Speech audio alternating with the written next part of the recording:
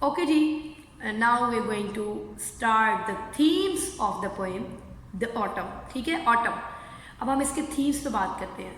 देखिए जी, we can easily figure it out that this poem is actually a comparison between urban and rural lifestyle. दोनों जिंदगियों का comparison है. वो कैसे? देखिए, पोइट कहता है कि आई वॉकड अब्रॉड, वो बाहर एक वॉक कर रहा था, and there was a touch of cold in the autumn night, यानी पैथेटिक फेलेसी तो हमने महसूस की.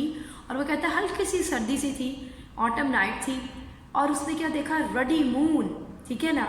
और उसको देख के उसको कैसा लगा, जैसा कि एक रेड फेस्ड फार्मर की अच्छी खासी उम्र होती है, एज होती है, उसे बहुत, मतलब farmer is a quite hard working person, बहुत मेहनत करने वाला, मेहनत कश इंसान, अच्छा खासा एज वाला, एक्सपोजर रखने वाला. गुर्बत भी नज़र आती है, तभी तो फार्मर होता है. साथ साथ मेहनत की, साथ साथ कमाया, ऐसा कोई बॉस उनके पास स्टॉक नहीं होता, बहुत पैसा नहीं होता.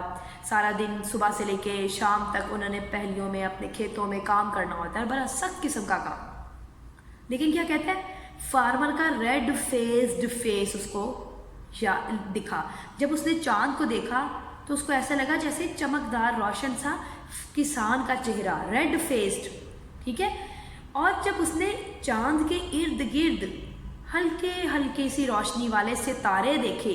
आपको पता है सितारे डिम हो जाते हैं, स्पेशली जो चांद के इर्द गिर्द होते हैं, वो चांद की रोशनी की वजह से इंतहाई डिम्ड हमें नज़र आते हैं. अगर हम बहुत फोकस करते हैं, कॉन्स्टेंटली देखते हैं, तो हमें आहिस्ता आहिस्ता नज़र आने लग जाते हैं कि अच्छा इसके पीछे आसपास भी सितारे हैं. तो वो चूँकि डिम से थे, तो पोइट कहता है वो उसको विस्टफुल लगे. विस्टफुल का मतलब एस्पायरिंग, यार्निंग, लॉन्गिंग फॉर समथिंग, जैसे वो नॉस्टैल्जिक से थे.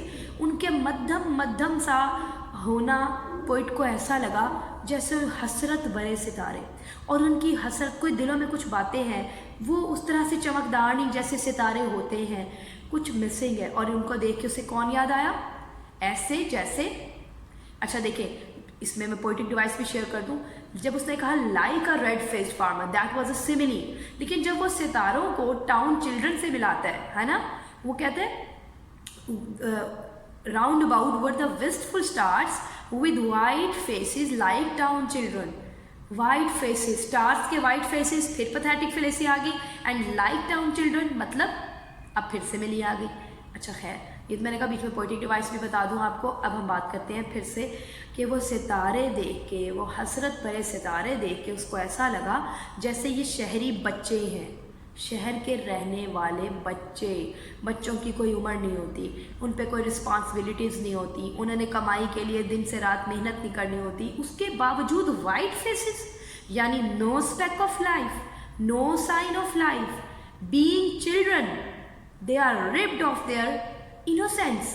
क्यों? उनके चेहरों पे वो मासूमियत, वो ज़िंदगी के आसार, वो खुशियाँ, वो कह के वो क्यों नहीं है. क्यों? पोइट को, मतलब पोइट मजबूर हो गया उन सितारों को, उन मध्यम सितारों को देखकर. उसको ऐसा लगा जैसे ये शहर के बच्चे होते हैं, यानी शहर के बच्चे भी इस तरह के हैं तो बूढ़े बुजुर्गों की क्या हालत होगी. और गाँव के तो फार्मर्स इतने रेड फेस्ड होते हैं. अब समझ में आया कि लाइफस्टाइल की क्या कंपैरिजन है, वो मैं बताती हूँ. देखिए जी, विलेज लाइफ में नॉर्मली प्योरिटी होती है, purity of food, purity of air purified, साफ़ सुथरा माहौल, मेहनत करते हैं, कमाते हैं, साथ साथ खुश रहते हैं, खाते हैं जितना मिला उस पर शुक्र अदा किया, रिलेशनशिप्स बेहतर होते हैं, एक दूसरे को टाइम देते हैं, शाम होते ही हर कोई अपने घरों को चला जाता है, सारी सारी रात बाहर खेतों में, यानी बाहर हमारी तरह जैसे कि अर्बन लाइफस्टाइल में होता है, सिटी की लाइफस्टाइल में क्या होता है, सारी सारी रात बाहर घूम फिर रहे हैं. रात का जो वक्त अल्लाह ने आराम के लिए बनाया उसको हम यूटिलाइज़ नहीं करते, उसमें भी हम अपनी फजूलियात में पड़े होते हैं, आउटिंग्स के नाम पे. हमें ये लगता है कि ये सारी चीज़ें एंटरटेनमेंट है, एक्चुअली हम अपने आप को डिस्ट्रॉय कर रहे होते हैं.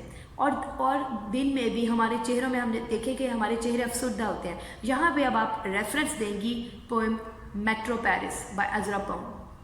वो भी तो क्राउड देख के यही तो कहता है अपरीशन, उनको लगता है, वो कहते हैं ये तो लग ही नहीं रहा कि इंसान है. तो शहरी इंसान इस तरह के, यानी कि बच्चों की भी ये हालत है, क्योंकि जाहिर है जैसा लाइफस्टाइल है, रात को देर तक जागना, सुबह देर से उठना, फिर इम्प्योरिटीज़, खुराक अच्छी नहीं, हवा साफ़ नहीं, पोल्यूटेड एयर है, फ्रेश वाटर नहीं है, गदला पानी है, मटीरियलिस्टिक लाइफस्टाइल है, घरों में वालिदैन से लेकर बच्चों तक सबकी खुशी का महवर सिर्फ मटीरियलिस्टिक ऑब्जेक्ट्स है। गैजेट्स दे दें बच्चों को भी, बड़ों ने भी बस टीवी मोबाइल इन चीज़ों में ही लगना है, हमें लगता है यही खुशी है। तो एक्चुअली हम अपनी रूह को रियल हैप्पीनेस से डिप्राइव कर रहे होते हैं। तो आप ये देखते हैं कि यहाँ पे कंपैरिजन ड्रॉ किया गया है। रूरल लाइफ में क्या होता है, विलेज लाइफ में क्या होता है, खुराक भी साफ़ सुथरी, माहौल एनवायरनमेंट अच्छा, एयर प्योर, मेहनत करना, फिज़िकली एक्टिव लोग काम करते हैं, मेहनत करते हैं, वो हरकत में बरकत है, तो हरकत में बरकत उनके चेहरों से नज़र आती है। और हमारे यहाँ सिर्फ बैठ के ऑर्डर कर देना, एक लग्जूरियस से लाइफस्टाइल को अडॉप्ट किया हुआ है, लेजर मिसिंग है, नेचुरल ऑब्जेक्ट्स के करीब तर नहीं है, बिल्डिंग्स है, ओवर पॉपुलेशन है, धुआं, गर्द, मट्टी, ये तमाम चीज़ें। अब देखो खूबसूरती देखिए इस पोएम की, जैसे बाकी दो पोएम्स हमने बात की, the poet has observe economy of words, again a pithy style of writing, बड़े ही शॉर्ट मैनर में उसने तमाम थीम्स हमारे सामने रख दिए। और नेचर का सहारा क्यों लिया हमें ये समझाने के लिए, मून और स्टार्स का, क्योंकि वो इसी बात पे फोकस करना चाह रहा है कि we should stay closer to nature and its objects because they provide us spiritual relaxation, ये हमें स्पिरिचुअली कंफर्टेबल करते हैं। तो ये चीज़ें हमने ज़हन में रखनी है। डिक्शन आप देखें बड़ी सिंपल सी है, लेकिन आप ये देखते हैं कि इमेजरी है, देयर इज़ इमेजरी, ठीक है, आप इमेज क्रिएट किए गए हैं हमारे सामने और हमने उस पर फोकस किया, तो हमें पता चला कि एक्चुअल मीनिंग क्या है, अंडरलाइन मीनिंग क्या है, पोइट हमें क्या समझाना चाह रहा है, उसका मेन फोकस किस बात पे है। और अगर हम इसके स्टाइल पे बात मैंने खैर पहले भी कर दी कि पिथी मैनर में एपिग्रामेटिक स्टाइल में पोइट ने पोएम लिखी है, और इसमें हम ज़रूर रेफरेंस देंगे दो और पोएम्स का। नंबर 1 मेट्रो पेरिस, उसमें भी सिटी लाइफ पे ही क्रिटिसिज्म है और उसकी डिपिक्शन की गई है कि किस किस्म की होलो लाइफस्टाइल है, हमारे चेहरों से होता है। हम कहते हैं ना face is the index of mind, तो वो चीज़ हमें उधर भी नज़र आई और इस पोएम में भी।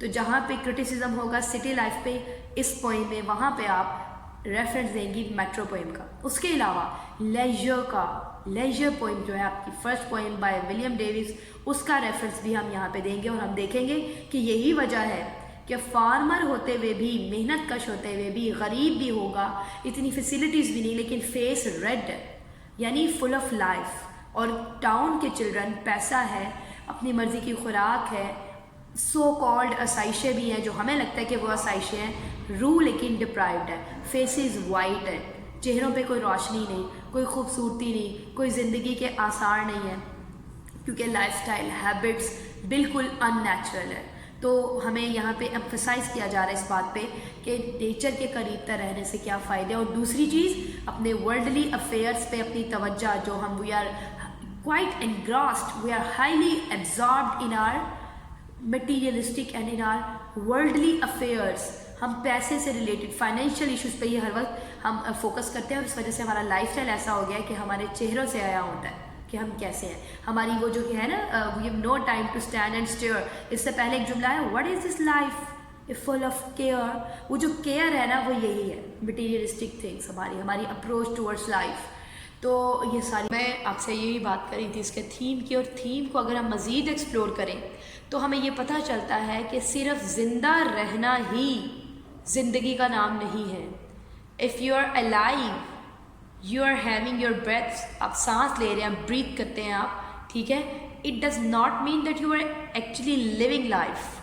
ज़िंदगी को गुजारना है तो फिर तरीके से गुजारिए, अपना लाइफस्टाइल चेंज करें, इसे नेचुरल बनाएं, नेचर के करीब तर रहें, अपने मटीरियलिस्टिक परसूट्स को भूल जाएं, पैसे की हवस में दिन से रात मेहनत भी करना और रातों को जागना, चूँकि फैमिली को हम वैसे टाइम ही नहीं देते, अगर टाइम देना है तो सारी सारी रात गप्पे मार रहे हैं, जो आराम के लिए खुदा ने बनाई, जो नेचर हमसे चाहती है, डिमांड करती है कि हम उस वक्त को आराम के लिए ही मुख्तिस करें। तो हम ये जब सारे काम नहीं करते तो फिर ये कोई ज़िंदगी तो ना हुई।